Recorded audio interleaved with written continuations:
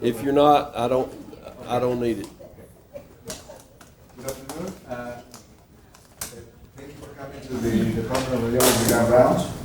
It's CME accredited conference. And today we have a very special guest, and we are delighted to have him, Dr. Timothy Gilbert, Doctor in Education, that is experienced and regularly gives these educational presentations to medical students, residents, and faculty. It is very important for all of you because it aligns your thoughts with how the processes of education is, and especially is here locally. You know, so we're delighted to have Tim, and thank you very much. It's my pleasure to be with you today.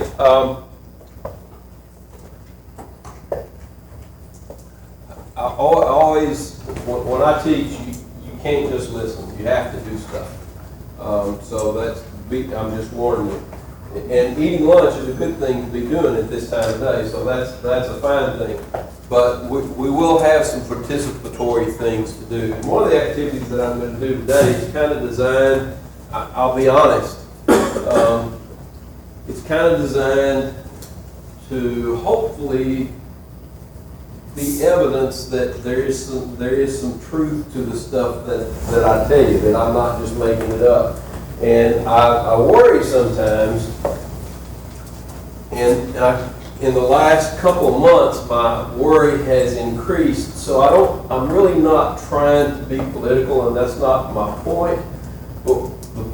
But I feel almost compelled, especially when I'm speaking to an audience of people that I don't know very well, to say that I know that people that look and, more importantly, sound like me have created a pretty strange environment in our country.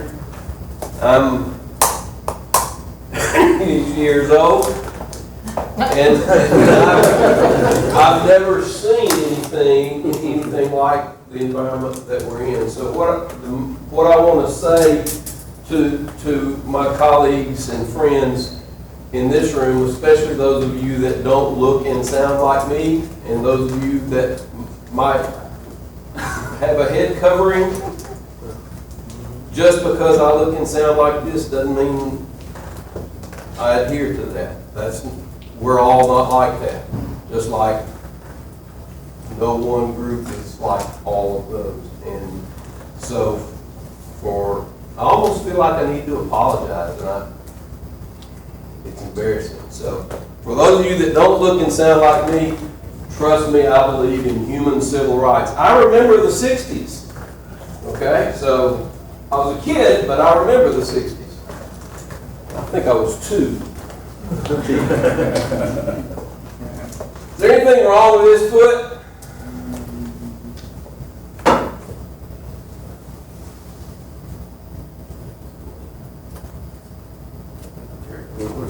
much better get it. I think the rest of it was going to get it.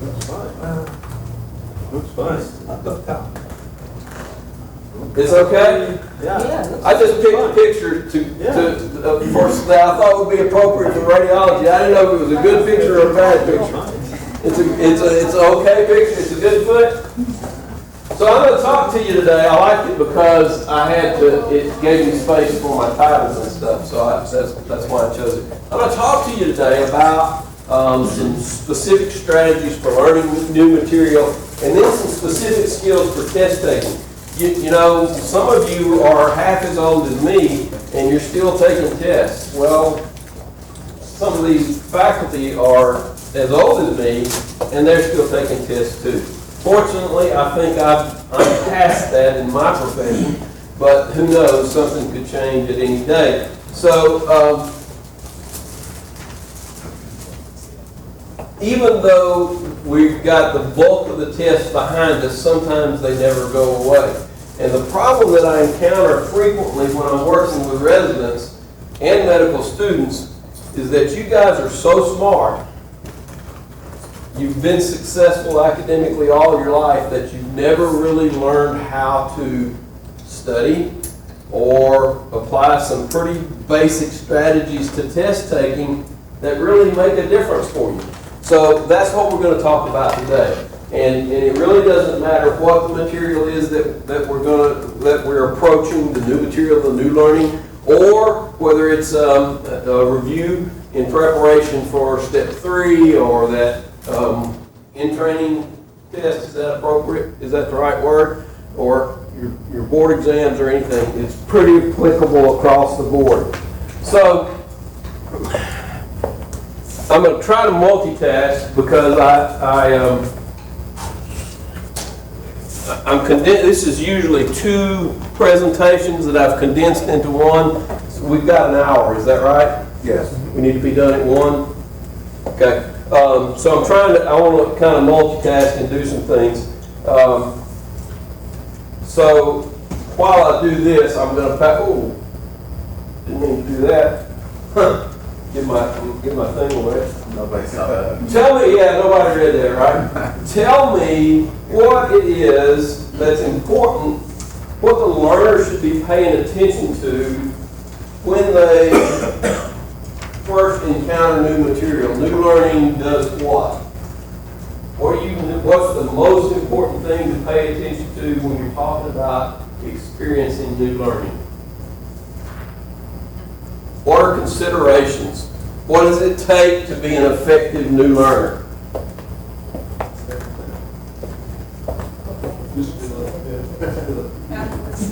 Be interested in the subject. Being fluent in the subject, knowing the content. Okay? What else?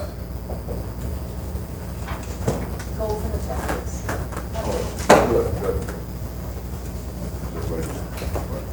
Anything else?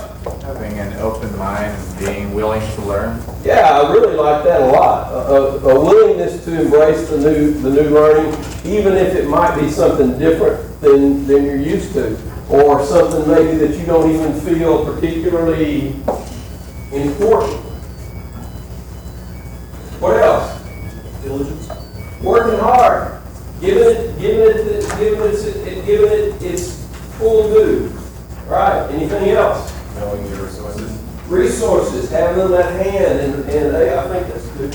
Having them at hand and able to get to them. What else? Remembering what you learned. Man, that's a challenge there. If we could do that, we wouldn't have to worry about tests, would we? When you read, about how much of your reading do you get? Yeah, it's a good reader, an average reader retains about 20%. About 20% the first time through. A really strong reader is about 30, maybe 35. So most of you could probably read something and get about 30, 35% out of it. Man, that's a fraction of what you need. So to answer this question, I mean, educators like me have been dealing with this question for a whole long time. And there's a few key things that they say are the most important things. And one of them is the one that I popped up there and somebody else said, was the desire to learn. The learner has to want to do it. Sometimes the learner knows they want to do it. Sometimes they just naturally do it. Ms. Felicia Jackson works in our office. She's got a 6-month-old. That 6-month-old is really learning to reach for things. She's at that stage. She came by the office today and she really liked this red tie. And she was reaching and grabbing for that red tie. And when she got it, she just was manipulating it in her hand. And so that's the level of learning. And she doesn't know that, oh, wow, if I feel that, I would get a different sense. It's just a natural thing. But your faculty gives you some assignment, it may not be too so exactly engaging, but it's still an important factor of learning. Someone said this, paying attention to what you're doing. That's an important key. Nobody said anything about learning styles. Does anybody know anything about learning styles? Visual, audio. Yeah, that's one. Most people know that VARC thing, visual, auditory, reading, and kinesthetic. Most people know that one. There's a bunch of them. There's a bunch of research on that. The latest research says Learning styles don't make any difference. They're there and they are a factor, but they don't make any difference. I'm not sure I buy that. But at any rate, that's what the latest research says. But some people say learning style is a key to doing it. Someone else said diligence, devoting the time to it. Exactly right. One that I didn't hear, maybe I just didn't hear it, was what the learner thinks about when they're learning. And I'm not talking about playing the rap song in their ears while they're trying to read. I'm talking about how they're analyzing that as they take in that new information. So the little task that I gave you, the little sheet that I just passed out to you, will help us determine which one of these things is the most important. Okay? You have some instructions on that page there. And I'll give you just a second to read those instructions. Essentially, I'm going to call out a list of words, and you respond accordingly there as the instructions would suggest. Any questions before we begin?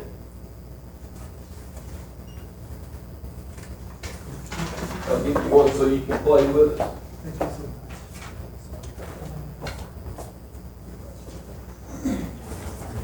Okay, so here's our words. Are you ready? I'm going to read them kind of quickly. Evening, country, salt, easy, peace, morning, pretty, expensive, poor, doctor, city, dry, cold, love, bargain, war, hate, wet, rich, nurse, pepper, hard, ugly, hot. Okay? Got that? So what do you think the most important thing, the skill that you used here that we have displayed on the board, or something else that we didn't name, what do you think the most important factor in your relationship to those words was?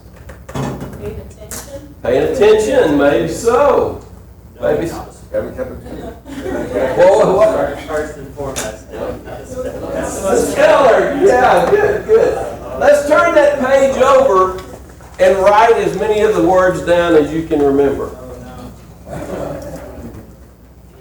I'll give you a minute or two to do that.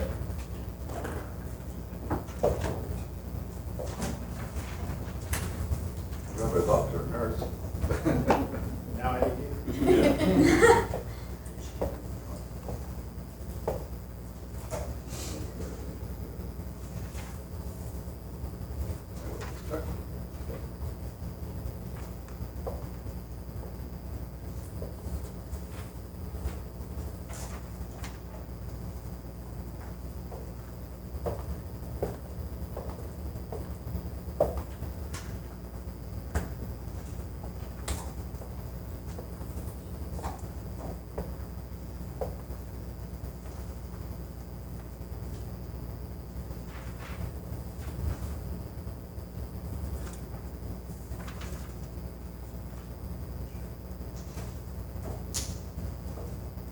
Okay, I don't see anyone still writing. Is there anybody that needs a little more time? Okay, please stand if you remembered 10 words. Just stand where you're sitting if you got 10 words down. 10 or more. I got that. 10 or more. Wow. Okay, good. 12. Remain standing. Okay, this side, nobody changed on this side. 13 or more. This side's still standing. 15 or more. Oh, okay, so everybody sat down. 14? 14? Okay, 14. Good. All right. So 14 was our magic number, okay? We had 2 people on this side of the room, 2 out of 20, and more than half of this side of the room. Just over here. Yeah. Why do you think there was a bigger percentage of the participants? We had about 10% on this side and about 60% on this side. These guys are bringing us down. Like the force, right? Yeah. It's something like that. So let's think about it. Which one of these was it? At least half of these people did better than most of these people. Was it that these people wanted to try harder? There you go. Not look at them. Yeah. Do you think they were paying more attention? No. Certainly not. This is the studious side, right? Did they have a better learning style? I don't think so. Did they have more time? So the only thing different is what they were thinking about. Probably they knew the game from before. Because they had a different set of instructions. This side had different instructions than this side. Normally when I do this, I like to be a little more equal in my distribution of sheets. There were clearly fewer of these people in this side, but as you came in and scattered out, I couldn't get a good half and half. So I gave this half of the room one set of instructions, and this half of the room another set of the instructions. It's called an orienting task. I told this half to think differently than I told this half to think. And it made a significant difference, though my numbers didn't play it out to show it. Normally, you remember when we did this in orientation? Tell them about what it was in orientation. About half. About half. Yeah. Usually about half of this side gets 16, 17, I've even had 23, 24. This side usually gets 10, 12. About half of the number of this side. So let's think about that theory. The difference is what I had you thinking about as you were paying attention to the words. Here's the theory. Learning happens on a continuum. On the left end of that continuum is shallow learning. That's related to memorizing facts. Spelling. Yeah, it helps to be a good speller, and I'm the worst. Just minutia is shallow learning. What that does is lead you to a brain dump. Meaning, okay, I can cram it for the test. I go to the test, I take the test, boom, it's gone. I don't have it anymore. I dumped it. That's what shallow learning does. It's good in some circumstances. If there are some things that you need to know short term, that's great. Because recent research says that we do have a fixed capacity in our brain. And once it gets full, to add something else, something's got to go. So if I know that I'm going to just have to know something temporarily, shallow learning is fine because it's quicker. So for those on this side of the room, these people were looking for words that had an I or an E in them. That's all they were looking for. Strictly spelling, very shallow learning. This side, on the other hand, they were doing some deep learning. They were on the opposite end of that continuum. I was having them make a judgment about the word. Their instruction said if it evoked a positive feeling, mark yes. If it evoked a negative feeling, mark no. So words like war and peace would typically evoke positive or negative feelings. The people that called the judgment, made the call, categorized that word, remembered far more than the people that just know just do the shallow stuff. And it works every single time. I've done this 20 times, and it's always worked. It's usually more dramatic because half the class has these instructions.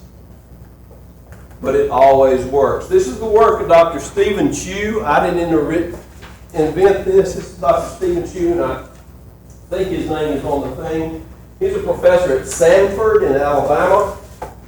He has several videos on learning. They're short, 10, 11 minutes. They're really pretty interesting, and he's pretty engaging. I had the privilege of being in his audience one day of about 1,000 when he did this exercise. And it worked absolutely with 1,000 just like it works with 30. It works exactly the same way. And then the for what it's worth category, I was in the IRE, and I think I remembered 9 words. I did not catch until he told me that the words were in pairs. I didn't realize that. But all the words, in most cases, they were opposites. In some cases, they were just relational, like salt and pepper, doctor and nurse. But some of them were opposites, like hot and cold. So did any of you miss that they were in pairs? Skied over me. Shallow learning, I didn't even catch that they were in pairs. I was so focused on that little minutia stuff. So to carry on with this theme of deep versus shallow, I used an orienting task to put you in the deep end or in the shallow end. I put all of you guys in the shallow end, all you guys in the deep end. That was the only difference in the exercise. I asked one group to focus on spelling and one group to make a call based on their emotions. And it made a difference for those people. So, what's the takeaway, Gilbert? That's pretty fun and that's cute and all that. So what's the point? Well, the point is when you learn something new, you got to connect with it.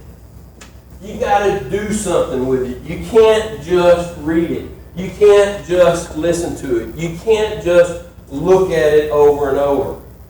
There's several traps that you fall into when you start rereading stuff. As soon as you read something the second time, even if it's something that you have written, as soon as you start reading it the second time, your brain starts recognizing patterns. And it remembers that you read this before, so it anticipates the next word, and you don't have to concentrate on it as much. If you read it the third time, it's even worse. So that's the thing that allows us to read a whole chapter in a book and be thinking about the ball game. And you finish the chapter and you say, I don't know anything I just read. Because your mind is recognizing word patterns and you're way off in the shallow end of that pool and not doing anything. So you got to work in the deep end of the pool. Here's an example of what I'm talking about. And I'm not going to do a bunch of these. But shallow learning is very linear. Most of you like linear learning. And that's not a good thing in this case. Most of you, your dominant learning style for most of you is very linear. You like A before B, B before C. Most of you are very obsessive people. I can look in your closet and confirm that. Everything is ordered. I predict that as you look at x-rays or other radiologic images, that you look at them the same way every time. That you have a process for looking at them so that you don't miss things and so that you have a complete evaluation of that image. But that leads to working in the shallow end of the pool when you're experiencing new learning. On the other hand, deep learning forces you to develop relationships. If you start manipulating the material, you can engage with it. You can use previous learning or past experiences to enhance that relationship with the material. Frequently, it builds from personal reactions, interactions. Oh yeah, I remember when Dr. D showed me how to do that. Or wow, I remember the first time I saw that I didn't get it at all. You start making those relationships. And if you can manipulate that information, now you can quickly get in the deeper end of that pool. Here's an example of what I talk about when I mean manipulate the information. what I work with new learners, people learning new stuff all the time is I have a rule of thumb. If the learning is presented to you in an image, turn it into a narrative. If it's presented to you in a narrative, turn it into an image. What that does is force you out of the linear side of your brain. Most of you have very strong left linear brains. If I can force you into the right side of your brain for spatial relationships, now you have an additional connection to that material and you're working in the deep end of the pool. This is a slide, it has no relevance other than for example or purposes. This is a slide I use for second year medical students when I'm teaching them very fundamental basic biostatistics. The scenario that goes with the slide is that a 50-year-old woman, asymptomatic, comes in for her annual checkup and has a positive mammogram. So the question is, what's the chance that she's got cancer? Okay, so this is the answer to that question. And there we have 3 bullet points, very detailed. Linear learners really like that. And that's really good. And some of that, if I was the physician talking to that lady, would be pretty hard for her to digest. So here's the exact same information in a totally different way. It's the exact same information. I've taken the words and turned them into a picture. So if I'm studying that, if I took those words, if I was going to be tested on the words in slide number 1, if I turn it into the picture, now I have a spatial relationship. I can see it in my mind's eye. I can say, gee, I don't know exactly the right answer, but I know it was on the top left-hand side of the page, so it must be related to, and it might not give you the answer, but it might eliminate an option or two on that 5-part multiple choice question. Make sense? Am I a freaking genius or what? That's an example of if you get a picture, turn it into a narrative, and in this case, it's a narrative turned into a picture. That's what I'm talking about. If you want some other things like that, I got a ton of them, but I knew that our time together today would be minimal, so I didn't include a bunch of them. But just simply doing simple things, I call that a concept map. Other people call it an algorithm or a flow chart. All that same thing. Other things like T-charts and T-tables, compare and contrast. Making anything a table or a chart is effective. Venn diagrams are great. There's tons of them. Okay, so that's working with new material. So how do we apply that to taking a standardized test? Before we go to the standardized testing, any questions on what we've said so far?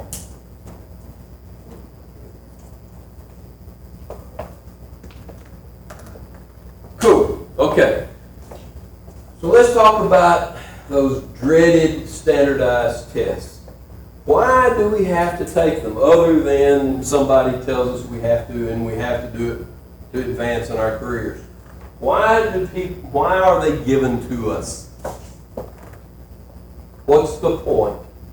Judge competency, spread us out. I heard 2 different things. I heard one person say to judge competency. The people believe that the reason for standardized tests is to give you an opportunity to demonstrate your knowledge, your brilliance. Prove how smart you are. And I'll tell you, sadly, that is not the case. What is the case is that it compares you, as I also heard, it's a ranking. It compares you to your peers. Where are other PGY1s? Are you as good as, better than, or worse than them? Where are you compared to other radiologists across the country? Are you as good as, better than, or worse than them? It's a ranking. What difference does it make, Gilbert? Well, here's the difference. Yeah, you got to have the knowledge to score the rank you want. Yes, given. But that's not the point of the test. It's all about playing the game. I like to use, there's an old joke about you and your buddy are taking a hike through the mountains.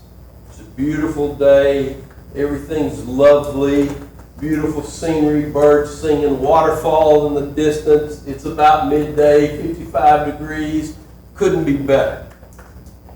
And you encounter a bear, a hungry bear. And this mama bear has cubs, and she doesn't like you being there. Who do you have to outrun? Your buddy. You don't have to be faster than the bear, you just got to be faster than your buddy. You can even trip your buddy. That's exactly right. You don't have to beat the bear, you just have to beat your buddy. The test is the bear. You don't have to know every answer on the test, you just have to know more answers than your buddy. And there's lots of ways to get to the answer. Yes, the knowledge is the core of that, but man, it's a small part of it. Here's the deal, I brought this prop along. You pick the test, your in-training test, your step 3 test, your radiology board test. I don't care what test you pick. Here's all the answers in this book that has right at 1,200 pages, 1,142 pages in the index. Here's every answer to that test, right there. Read the book. Every answer is in there. How long will that take? Months. Months. How much of it will you retain? Very little. 20, 30% at the very best. Ladies and gentlemen, I tell you, I love to read. I love books. They're wonderful.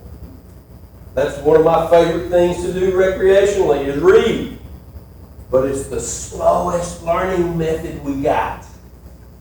It's the slowest, least productive learning tool that you can do, especially as it comes to being successful on a standardized test.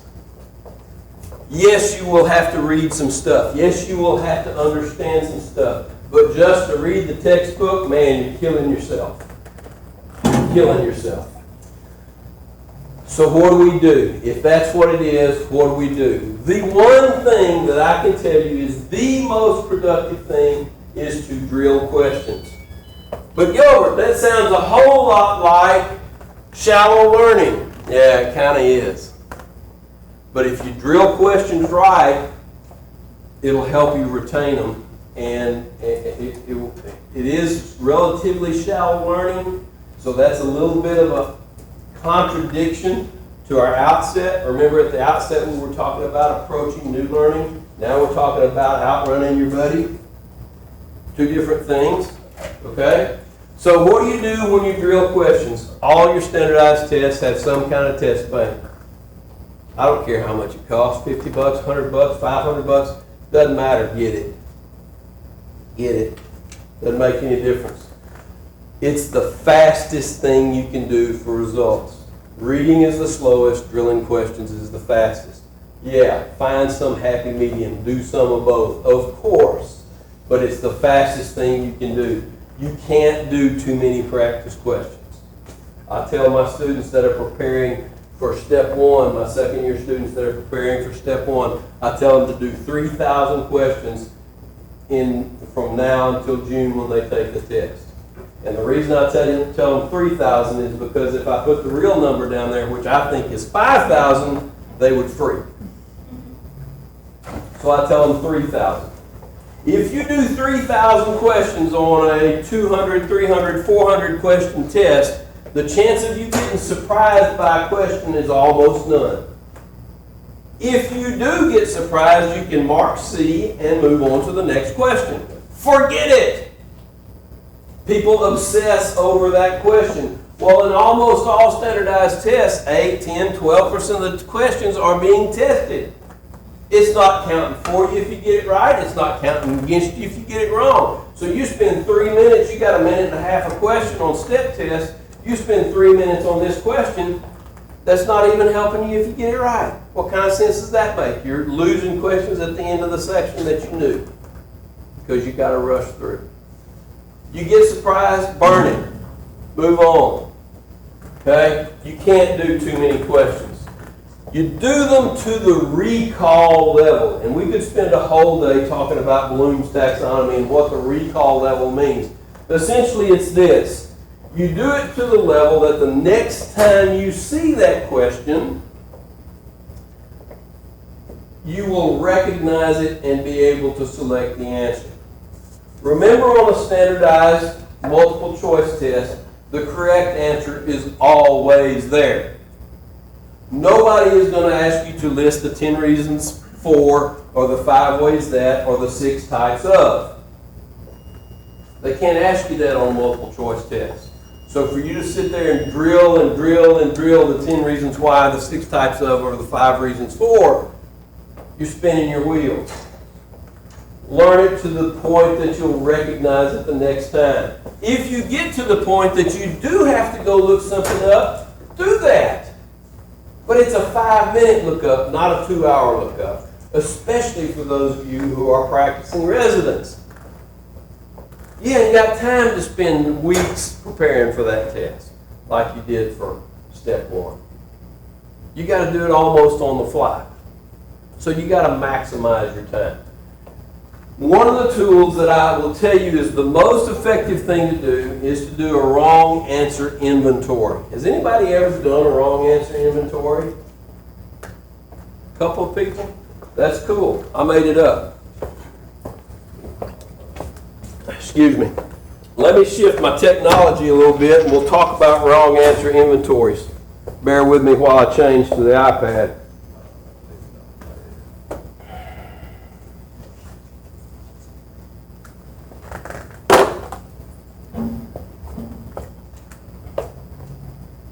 Takes just a second.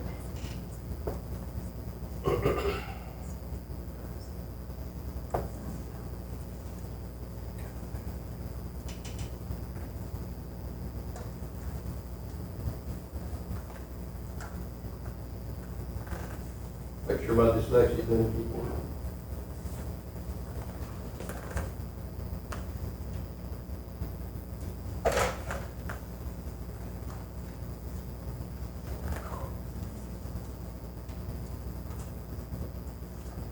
Okay.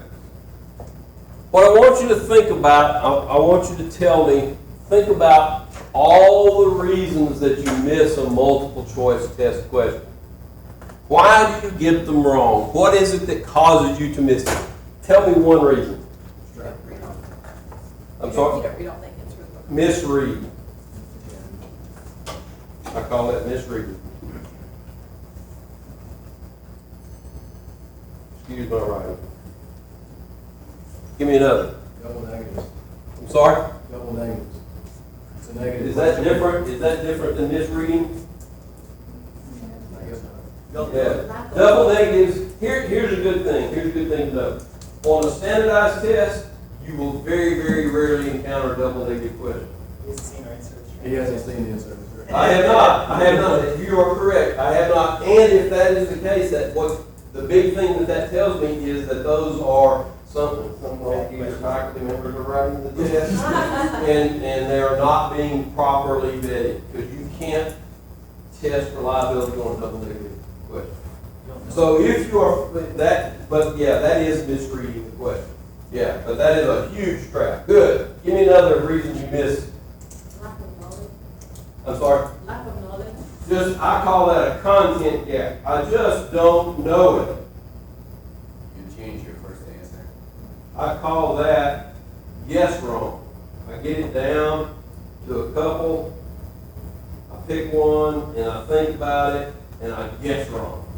Yeah, good. Another one. Always never. I'm sorry? Like the thing always or never in question. That's the same thing as, that's a misread too. That's the same thing as the double negative, and those should not appear on standardized tests either. Two choices being too close.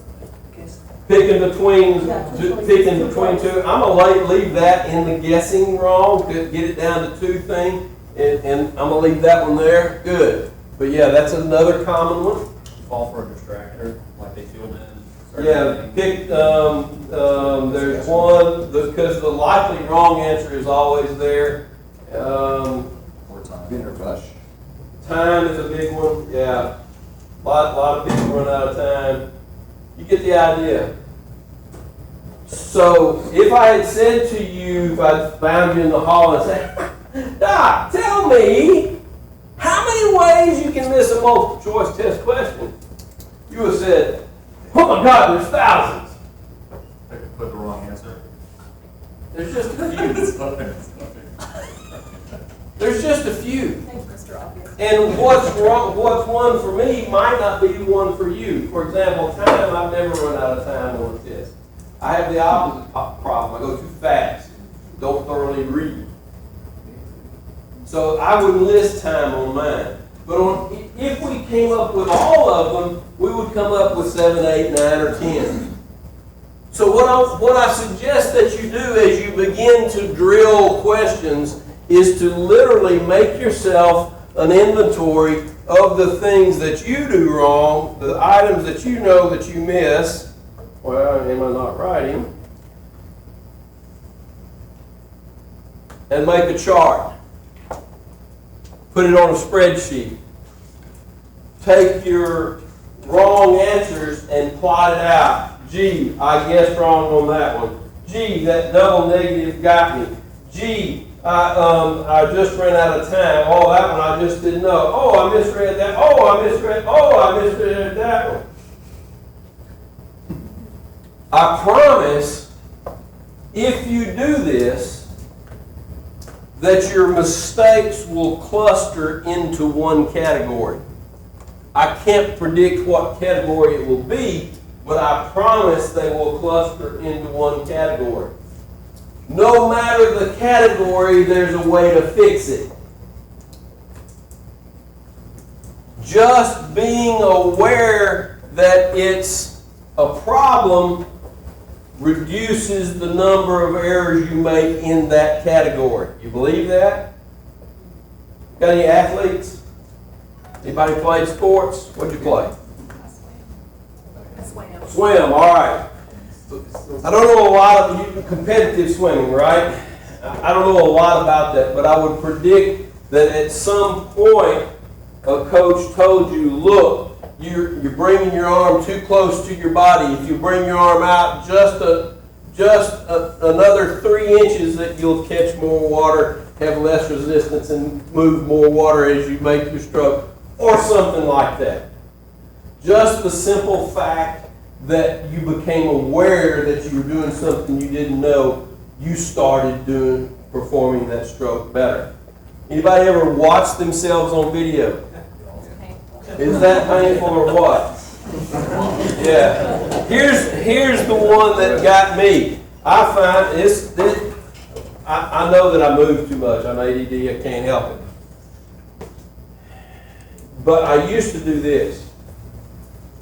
When I was in front of a group, I had to have change. I don't even carry change anymore. I'm rattling my keys now. And I saw myself on video a couple times, and I had my hands in my pocket, and I was rattling that change in my pocket. And I said, shut the hell up. Stop it! So what I did, just because I saw myself do it, I took all the stuff out of my pockets for a while until I broke that habit. Now I don't even put my hands in my pockets anymore. But I took this junk out of my pockets until I broke that habit. Simply heightening my awareness that it was an irritation made me reduce it. If then I took the next step and took the junk out of my pockets so I couldn't do it, even if I put my hands in. So it's the same thing. Once you realize that, man, these double negatives are slamming me, we'll work on strategies to fix double negatives. And it doesn't matter what your problem is, I got a strategy for it.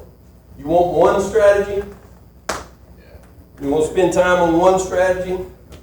The one thing I think most medical professionals and medical students do wrong is overread a question, and we didn't get that on our list here today. That's the most common thing I think that we do.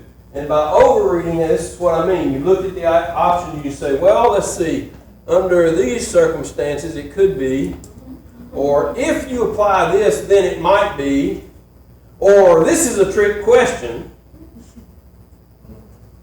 Anytime I hear those things going in my brain, I know I'm overreading.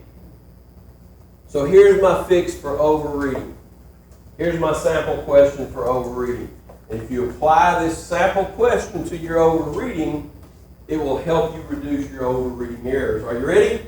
This is a multiple choice test question. Are you ready? The sky is blank. A, green. B, gray. C, blue. D, orange. Or E, black. The correct answer is blue. Blue. The sky is blue. How do I know? Ask any third grader. Okay? We only smart people overread. Seriously. Only smart people overread. The smarter you are, the more you overread. You ask a third grader to draw you a picture of the sky, they grab a blue crayon without even thinking about it. Now my sample question is designed to be very easily overread. The sky is actually gray today. I've been on the ocean and seen it green as grass. Not last night, night before it was orange, it was a beautiful sunset. Last night it was black. It's black every night. Despite the cloud cover. Which means that it's more commonly black than blue. But blue's still the right answer because the sky is blue. So when you hear that voice in your head going, well, under the following conditions it could be, you say, stop. What color is the sky? Reread the question, figure out what they want to know, and answer. Just knowing that you overread will help you in that category, and that's the one you got to do the most. Make sense? Makes sense. I'm a freaking genius. Question about, you mentioned different items. I'm sorry, I'm also deaf. Come back. Yeah. You mentioned different items that can affect your performance in one exam. And I know we talk about stress. Oh, I was seeing people that are brilliant students, brilliant professionals, and when they go and take the test, they fail. Kill themselves. Yeah. Yeah. I'm working with a student right now. I've been working with her for years. This is the third year that I've worked with her. She's currently MS2. She had to repeat her second year. She absolutely talks herself out of being successful. She's as brilliant as anybody in her class and just goes, oh! Yeah, stress is huge. What can you do about stress? Well, all the things that we know. I tell people the thing when students come talk about their step 1 test, they always say, okay, and the day before the test, I'm going to take the whole day off. I'm just going to chill. I say, bullshit. No way you're going to go chill on that day. All you're going to do on that day is think about tomorrow. Did I study enough? Oh my gosh, I'm here by the pool and I really ought to be studying. Oh my gosh, what are those 7 things that? And that anxiety knob is just getting up higher and higher and higher. The day before the test should be just like any other day. Don't do something special the day before the test. That's crazy. I also tell people, show up at the test on time. Go straight to your seat, sit down, don't say anything to anybody. Because if you do, somebody's going to say, hey, did you look at the 7 ways that? And you're going to say, oh my God, I'm going to Stress will kill you. Yeah, it's a killer. Sleep. 3 things not to deprive any time. Sleep, exercise, nutrition. You guys know this. Hydration goes with nutrition.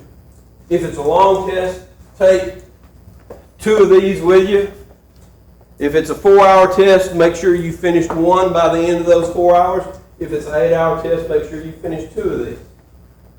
Your brain is electrical. The synapses fire on electrical impulses. How are they transmitted? Over fluid. If you're dry, they don't transmit. That's electricity 101. You learned that in 5th grade science. But we don't pay attention to it. All right, I lost my clicker. Yeah, stress is huge. We can do a whole section on reducing stress. Well, could you give some examples of positive self-talk that you can use to? The one that I like the best is breathing. This also really helps with sleep. I did it last night, as a matter of fact. Woke up in the middle of the night, couldn't go back to sleep. A 4-breath inhale and an 8-breath exhale.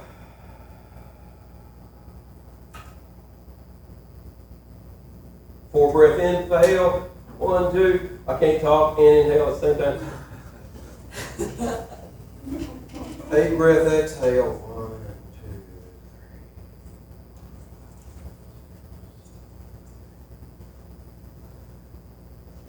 2. Do that about 5 times. It really helps. Dr. Cosburn taught me that one. It really helps. Okay, so a few more things here. We're good on time. Okay. What do you do with practice test results or previous test results? You see this little thing all the time, right? I know you can't read the items, it doesn't matter. You've seen that bar graph, right? If you look at that bar graph, pick the 2 that you would spend your most time working on. Low performance. High performance. Which 2 would you choose? First one, second one, third one, fourth one, fifth one? First and third. I hear first and third. Who concurs with that? You say spend more time on the best 2. These 2 or these 2? Depending on how close you are to the test, those are the ones that get Spend more time on the middle stuff. The ones that you're about to attempt. those are the ones you can attempt. Spend time on that. Middle is where you want to be. No, everybody says, oh yeah, I got these 2. Man, I got to bone up on those. But people forget where those little bars come from. It looks like this. It's a normal bell curve. The distribution is there. And 68% of the people fall 1 standard deviation above or 1 standard deviation below the mean. 68% of the people are right there. What people forget, that little bar graph has a y-axis too. And that's the number of test takers, either in the norming group or whatever you're being compared to. So if you're down, if your score is down there, if you're here or here, remembering we're outrunning our buddy, not the bear. Look at all those to get just to the median. Look how far you got to go just to get to the median. My students taking step 1 come all the time. Biostatistics is always one of their weak areas. And they're scoring down there and say, I'm going to spend the first. They say, will you help me look at my schedule? I say, sure. And they got 4 days for biostats. I said, why are you spending 4 days on biostats?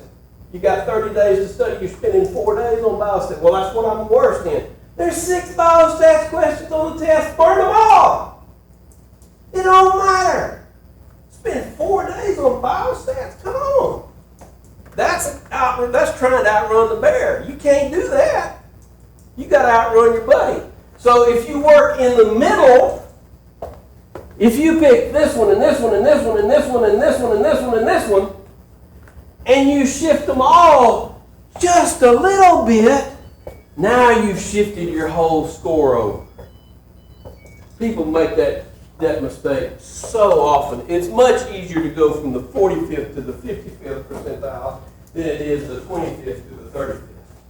It's still 10 percentiles, but because of the number of test takers, because of the normal error distribution, it's 100 times easier to go for there. If you're out here on the far right, you're going to have to really screw that up to drop it back into the middle. Leave it alone.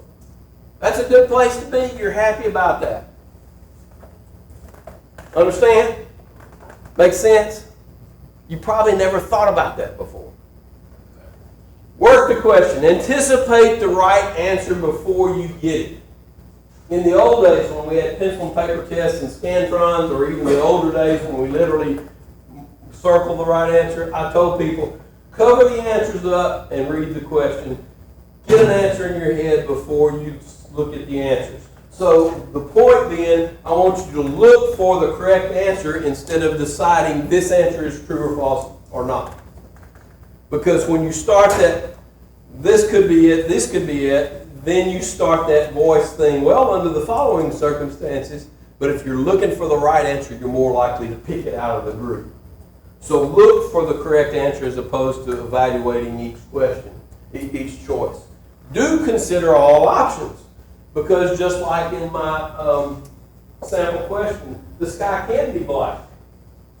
So you want to make sure that you get all the options covered, even after you've selected a correct one. If you don't see the answer you expect, begin a process of eliminating choices. Know that process before you start the test. If you don't have one already, here's where you start. All multiple choice questions are really true-false questions, right? Everybody agrees with that? Option A makes it true or false. Option B makes it true or false. Option C makes it true or false. That's not 100% true, but it's almost 100% true. So that's where you start. Option A makes it true or false or not. Use scratch paper. If you have to, write A, B, C, D, E. Mark off A. Mark off C and never read them again. They're gone. Got any casino aficionados in here? How many games are at the casino that are $50 odds? Depends on blackjack. Blackjack, if you have a small card count, crabs behind the lines, true on those. You can name them on one hand. On the roulette wheel, you got red and black, odd and even, double zero. There's not many games at the casino that are 50-50. I don't think they'd be in business if there were any games that were 50-50. Exactly right. Exactly right. People all the time tell me, I got it down to 2 and I couldn't choose. Getting it down to 2 is a good place to be. You're at 50-50. The casino tells you, go home. We don't want you here if you're going to play 50-50. We'd much rather you pull that slot machine that's somewhere up there like 700 to 1. Something like that. We'd much rather you do that. Or we'd really like you to bet that 7-11 bet at the craft table that is something 65 or 70 to 1. Something like that. They don't want you at 50-50. 50-50 is a good place to be. Get to 50-50 and guess. You'll be right half the time. That's fine. That's outrunning your buddy. Trip your buddy. Forget the bear. Trip him. But have that process in mind before you start the test. Don't try to figure that out in the test segment. I'm always, if I get down to 2 options, I'm always going to choose the top one. Or I'm always going to choose the longest one. Or I'm always going to choose the one, whatever. Know what that is before you get there. One more thing I'm going to tell you to do, and I'm running over, so one more thing I'm going to tell you to do. Who flags questions that they're worried about? Okay. Your questions go into 3 categories. The first category is those I know I'm not going to review again. That should be most of them, probably 50-60% of them. If you got more than that, you're flagging too many. Your second category is those that I'm reasonably sure about, but my OCD is just kicking in really hard and I'm afraid that it's not going to be right. And then there's the third category, and that is those, man, this one's killing me. So on those, for that third category, on your scratch paper, you keep what's called a critical list. And that should be half a dozen, maybe 10 questions. And it's number 17 and number 34 and number 63. And in addition to number 17, 34, and 63, you write a couple of words. Number 17 was that biochem question. Number 34 was that radiograph question of the foot. Number 72 was that you fill in the blank. Just a couple of words, because here's what happens. You'll get down to question 106, and you'll say, I remember that biochem question. You'll get a clue in another question. A meteor will fall, and you'll get it, you'll remember it, something. But if you have 35 questions flagged, now you got to click through to find it. But if you know that number 17 was that question, you go straight back to 17, you click it, take it off your critical list, and move on. When you go back to look at your questions, start with the critical list. You get all them worked out, then you move to the others that you have flagged. That's working the question. Okay? I didn't do bad. I'm 4 minutes over. This is the first time I've ever done this in a combined setting. I apologize for being over. If you want more minutia details like the SMART list, how do I decide whether to change the answer or not? When I get down to 2, how do I pick one? If you want more of that, that's my stuff. My office is right across from the cave. I'm always happy to help you if I can. Y'all have a great day.